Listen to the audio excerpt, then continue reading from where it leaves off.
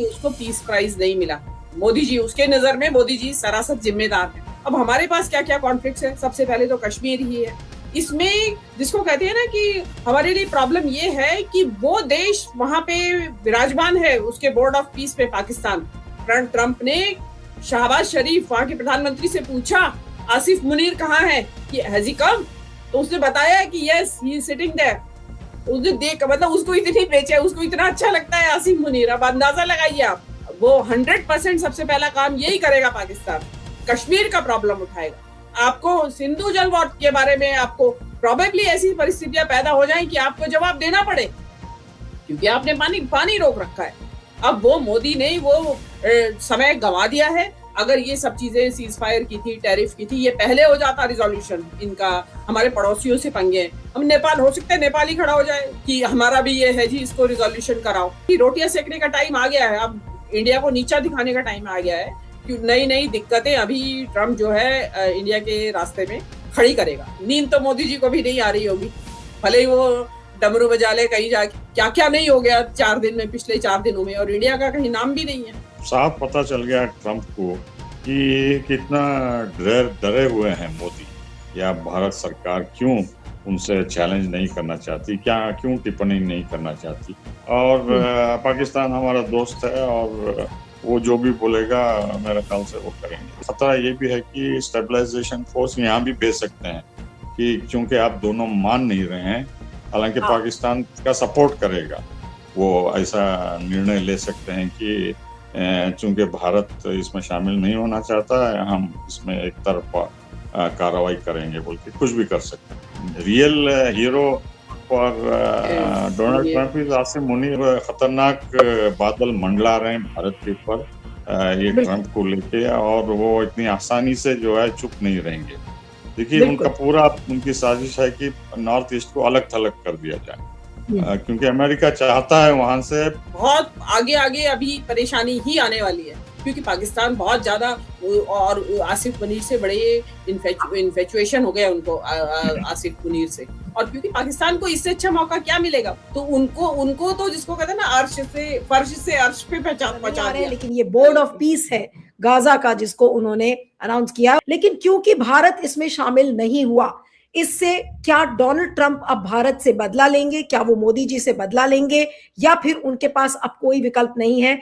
सवाल ये उठता है कि जिस तरीके से वो देशों से बदला लेते हैं या किसी प्रधानमंत्री की बेइज्जती कर देते हैं, तो क्या अब डोनाल्ड ट्रंप उसी तरीके से भारत और मोदी जी दोनों से बदला लेंगे? किस तरह से बदला ले सकते हैं? भारत को इसके क्या इम्प्लीकेशंस झेलने पड़ सकते हैं?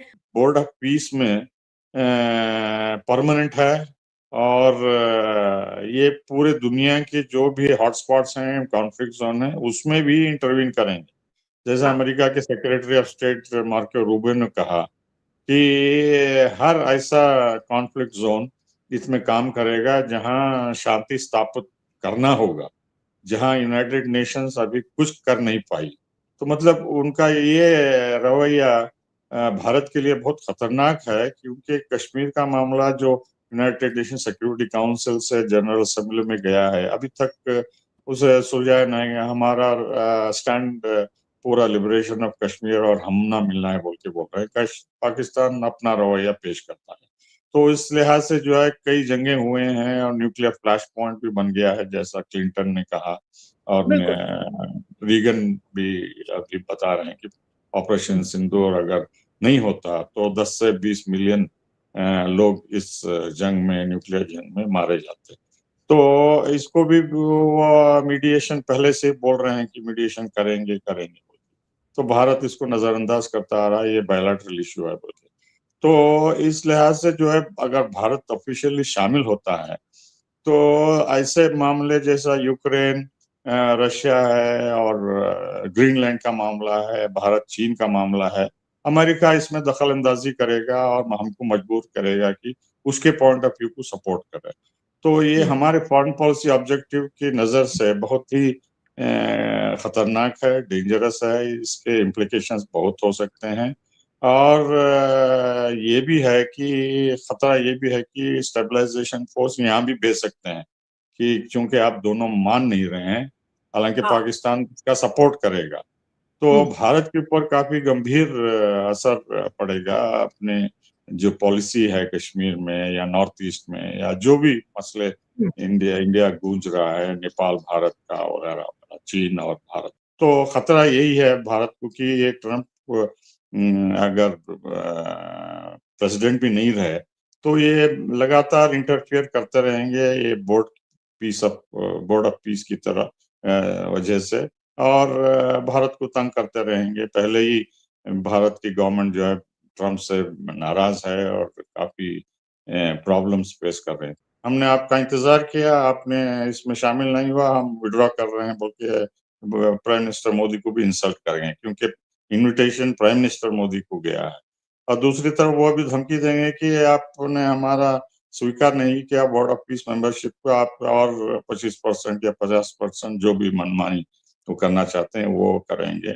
और इसके अलावा बहुत कुछ और भी वो उनके पास होंगे जो हमारी सरकार के खिलाफ दबाव डालने के लिए वो इस्तेमाल करेंगे, चाहे वो पाकिस्तान को लेके हो या बोर्ड ऑफ पीस में भी वो ऐसा निर्णय ले सकते हैं कि चूंकि भारत इसमें शामिल नहीं होना चाहता है, हम इसमें एक तरफा कार्रवाई करेंगे बोल के कुछ भी कर सकते हैं। कनाडा का जो इनवाइट विड्रॉ किया है डोनाल्ड ट्रंप ने, कहीं ऐसा तो नहीं कि इसी तरीके की बेइज्जती अब मोदी जी को भी झेलनी पड़ेगी, या फिर मोदी जी को कुछ और ही सबक सिखाने की कोशिश करेंगे डोनाल्ड ट्रंप? तो ये जो बोर्ड ऑफ पीस है, ये भाजपा के लिए एक शादी का लड्डू बन गया है। खाते हैं तो पछताते हैं, नहीं खाने वाले हैं तो पछताते हैं, इसीलिए सामने रख के उसको ताक रहे हैं। तो आने वाले समय में जो इसमें नहीं जुड़ेगा, और वो अगर बहुत ताकतवर देश नहीं है, जैसे ट्रम्प साहब रशिया को कुछ नहीं कर सकते हैं, चाइना का कुछ नहीं बिगाड़ सकते हैं, ऑस्ट्रेलिया का कुछ नहीं बिगाड़ सकते, कनाडा के ऊपर गुस्सा भले दिखा ले, कुछ बिगाड़ तो उनका भी नहीं सकते हैं, इंग्लैंड का भी कुछ नहीं बिगाड़ सकते, फ्रांस का भी कुछ नहीं बिगाड़ सकते। लेकिन भारत जैसे देशों के साथ उनका, क्योंकि एक टैरिफ की भी बातचीत चल रही है, और ताकत के मामले में भारत हर हालत में अमेरिका से अपने आप को नीचे मानता है। इसीलिए भारत के प्रधानमंत्री आज तक, ट्रम्प साहब जब 80 बार बोल चुके कि मैंने सीज फायर करवाया, तो एक बार भी हमने जवाब नहीं दिया। एक बार भी हम जवाब दे देते तो हम कह सकते थे कि हाँ, हम आपके टक्कर के हैं। जब वो बोल रहे हैं और हम जवाब नहीं दे रहे हैं, इसका मतलब ये है कि हम मान रहे हैं कि भैया वो हमसे बड़ा है, इसीलिए हम उससे क्यों पंगा लें। तो मेरे ख्याल से आने वाले समय में टैरिफ को लेके, दूसरे मुद्दों को लेके, क्वाड को लेके, ब्रिक्स को लेके, भारत को कहाँ जाना है और कहाँ नहीं जाना है, जिस तरह से वो रशिया के तेल के ऊपर हमारे ऊपर दबाव बना देते हैं। कल उन्होंने ये अडानी का केस करके हमारे ऊपर दबाव बना दिया था भाजपा के ऊपर। एप्स्टीन फाइल में भी मोदी सरकार के एक मंत्री का नाम आ चुका है। तो 3 चीजें तो ऐसी है सार्वजनिक जानकारी में जिसमें कि अमेरिका भारत के ऊपर दबाव ला सकता है। तो ये स्थिति आपके लिए बहुत अटपटी स्थिति आने वाले समय में बनने वाली है, क्योंकि ये आपकी कमजोरी दर्शाती है। अंतर्राष्ट्रीय मामलों के मामले में, कूटनीति के मामले में आप अस्पष्टता नहीं रख सकते। अमेरिका आज सबसे ज्यादा दुनिया में किसी पर टैरिफ लगा रहा है तो भारत पे लगा रहा है। कनाडा से इतना झगड़ा करते हुए भी उतना टैरिफ नहीं लगाया जितना हम पर लगाया। फ्रांस पर बोल तो रहे हैं कि 200% लगाएंगे, लेकिन लगाया नहीं है। सबसे ज्यादा भारत के ऊपर आज 50% जो टैरिफ है वो हमारे ऊपर है, और इसके चलते हमारे काफी सारे व्यापार और हमारे उद्योग और हमारे एक्सपोर्ट्स पर चोट लग रही है। भारत का यहाँ से कोई जवाब गया नहीं है, तो ट्रम्प तो बहुत बुरी तरह खार खाए बैठे होंगे। जिन से खार हल्की फुल्की खार खाई भी है उन्होंने किसी की व्हाट्सएप चैट लीक कर दी है, किसी को कुछ भी बोल दिया है, किसी से ओपनली विड्रॉ कर लिया है इनवाइट, जो क्योंकि वो उनको कार्नी से बहुत ज्यादा इस वक्त खुंदक खाए हुए हैं, क्योंकि कार्नी ने महफिल लूट ली है।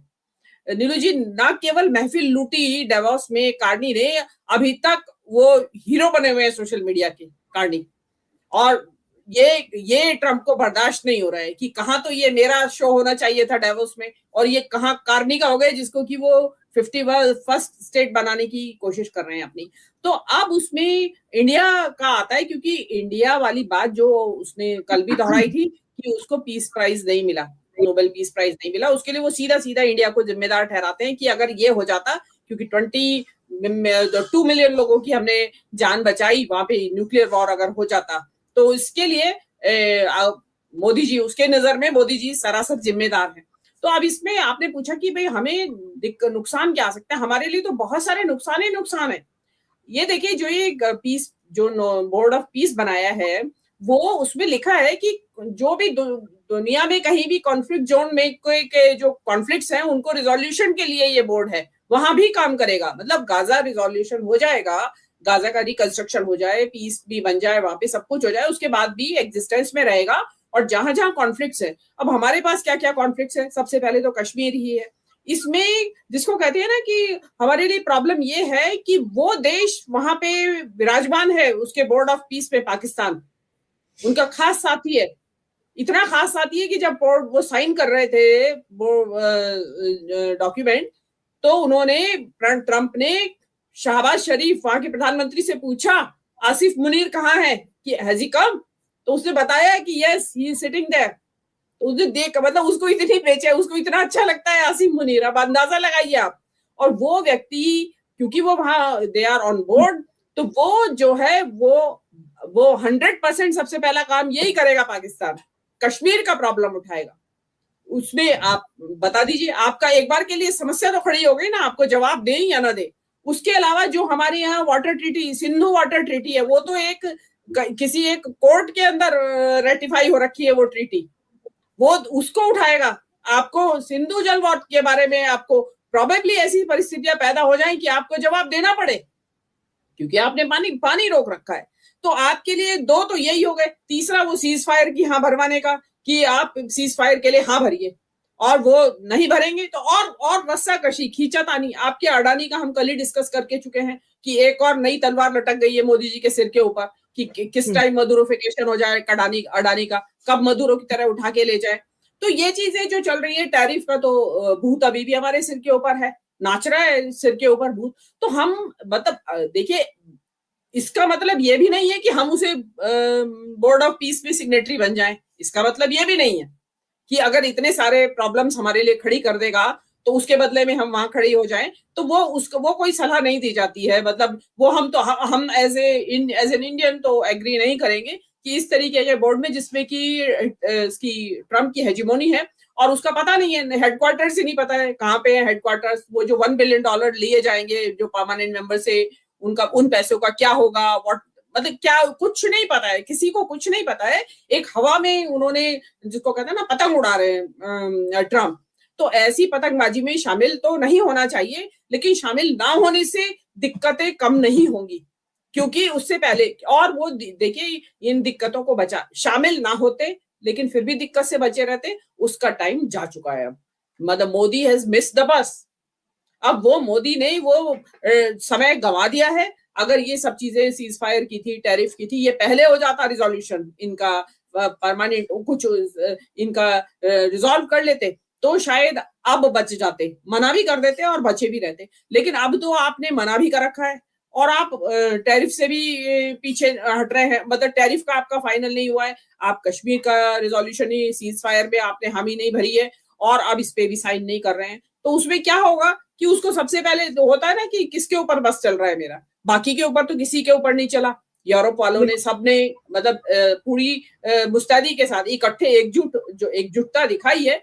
उसकी ट्रम्प को भी उम्मीद नहीं थी, कि उसको लग रहा था कि ये तो पिद्दी टाइप है, इनके तो सबकी अर्थव्यवस्थाएं मरी पड़ी हैं और ये तो एक घुड़की दूंगा और देखिए सारे भागे भागे आएंगे। तो वो कोई नहीं आया। वो ट्रम्प के लिए एक्चुअली तो ट्रम्प तो सोया नहीं होगा जाके यहाँ से। 1 या 2 दिन के बाद ट्रम्प का नई, जो कहते हैं ना, दिमाग में, और क्या विम्सिकल आदमी है वो, तो कुछ भी नई सनक उठ सकती है उसके दिमाग में। तो वो उसके बदले में क्या करेगा, ये क्या नहीं करेगा। हमें अपने इंडिया के कॉन्टेक्स्ट में सोचना है कि हमारे ऑलरेडी पंगे हैं, हमारे पड़ोसियों से पंगे हैं। हम नेपाल, हो सकता है नेपाल ही खड़ा हो जाए वो लिपुलेख को लेके, कि जी लिपुलेख और लिम्पीधुरा, क्या नाम है दूसरी जगह का, जहां पे उन्होंने अपना बताते हैं। Yes yes yes, thank you. तो उनको बता देंगे वो कि हमारा भी ये है जी, इसको रिजोल्यूशन कराओ। मतलब लोग तो जो हमारे सबके साथ झगड़े हैं और होते भी हैं, क्योंकि हमारी सीमा लगी हुई, चाइना से लगी हुई है हमारी सीमा। चाइना तो खैर नहीं लाएगा इसके पास, लेकिन बाकी के जिनको लगेगा कि रोटियां सेकने का टाइम आ गया है, अब इंडिया को नीचा दिखाने का टाइम आ गया है, तो हम मुझे लगता है कि नियर फ्यूचर में अभी इंडिया को चैन नहीं है। मतलब इतने एकदम से हम चैन की बंसी नहीं बजा सकते, क्योंकि नई नई दिक्कतें अभी ट्रम्प जो है इंडिया के रास्ते में खड़ी करेगा। और अभी जैसे जैसे नोबेल पीस प्राइज का नॉमिनेशन का टाइम आ रहा है नजदीक, फिर देखिएगा ट्रम्प की फ्रीक्वेंसी बढ़ जाएगी कहने की कि मैंने कराया। तो अब वो मोदी जी, नींद तो मोदी जी को भी नहीं आ रही होगी, भले ही वो डमरू बजा ले कहीं जाके या पतंग उड़ा ले, लेकिन चैन तो नहीं होगा, क्योंकि आपको एक जवाबदेही आ गई है और आप कट गए हैं, दुनिया से कट गए हैं। आज हमारे पास कुछ भी नहीं है कहने के लिए, इतना बड़ा दुनिया का क्या क्या नहीं हो गया 4 दिन में, पिछले 4 दिनों में, और इंडिया का कहीं नाम भी नहीं है। साफ पता चल गया ट्रंप को कि कितना डरे हुए हैं मोदी, या भारत सरकार क्यों उनसे चैलेंज नहीं करना चाहती, क्यों टिप्पणी नहीं करना चाहती। कनाडा और फ्रांस से भी ज्यादा गुस्सा आएगा उनको भारत के ऊपर कि आप दोस्त होके भी हमने हमारे साथ नहीं दिया, और पाकिस्तान हमारा दोस्त है और वो जो भी बोलेगा मेरे ख्याल से वो करेंगे। देखिए राइट साइड में शहबाज शरीफ थे साइन करने के सिचुएशन में, तो कितने करीब हो गए। और आसिफ मुनीर को डायरेक्टली पूछ रहे थे वो, मतलब जो 1-to-1 मीटिंग हुई व्हाइट हाउस में लंच के ऊपर, तो वो काफी महत्वपूर्ण है और उसको इस्तेमाल करेंगे। एक्चुअली शहबाज शरीफ का रोल कोई नहीं है वहाँ, actually real hero for Donald Trump is Asif Munir, उनके जरिए पूरा पाकिस्तान को जो है वो इस्तेमाल करना चाहते हैं भारत के खिलाफ। तो दुश्मन की तरह ट्रीट करेंगे और जलील करेंगे, बेइज्जती करेंगे और सैंक्शंस डालेंगे या टैरिफ बढ़ाएंगे, हर मुमकिन कोशिश करके डराना धमकाया जाएंगे और उनकी सरकार को भी गिराने की कोशिश डबल या ट्रिपल करेंगे। खतरनाक बादल मंडला रहे हैं भारत के ऊपर ये ट्रंप को लेके, और वो इतनी आसानी से जो है चुप नहीं रहेंगे, क्योंकि पाकिस्तान उनकी तरफ है और वो हर मुमकिन इसको इस्तेमाल करेगा कि ये गोल्डन मौका है पाकिस्तान को भारत के ऊपर प्रेशर डालने का, क्योंकि जो अमेरिका बिछड़ा हुआ था ये एंड ऑफ कोल्ड वॉर के बाद, तो अब वो करीब हो गए हैं। तो इससे अच्छा मौका पाकिस्तान को कहाँ मिलेगा भारत के ऊपर प्रेशर डालने के लिए। तो वो सऊदी अरब के साथ मिलके, टर्की के साथ मिलके और दूसरे देशों के साथ मिलके स्टेबलाइजेशन फोर्स में फौज भेज के और उनके राइट साइड रह के हर मुमकिन कोशिश करेंगे, और भारत पे जो है ये पाकिस्तान का खतरा और काफी कुछ प्रॉब्लम हो सकता है कश्मीर में और दूसरी जगह पे, बांग्लादेश के जरिए भी। देखिए उनका पूरा उनकी साजिश है कि नॉर्थ ईस्ट को अलग थलग कर दिया जाए, क्योंकि अमेरिका चाहता है वहां से, तो हमें बहुत संभल के काम करना होगा। इसमें यह है कि पाकिस्तान जो है वो सिग्नेटरी बन गया है, और इस वक्त हमारा अगर प्रैक्टिकली जो देखे तो हमारा सबसे ज्यादा झगड़ा हमने चला रखा है या चल रहा है वो पाकिस्तान के साथ ही चल रहा है, और वहां पे हम अभी एक लड़ाई लड़के चुके हैं उनके साथ।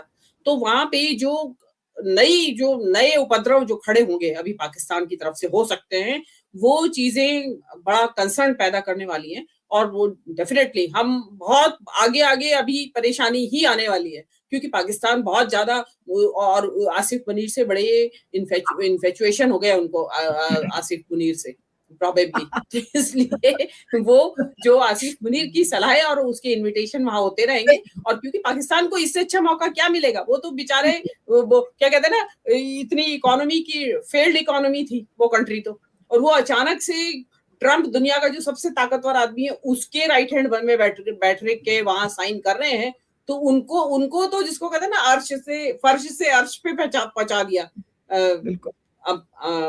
ट्रंप ने।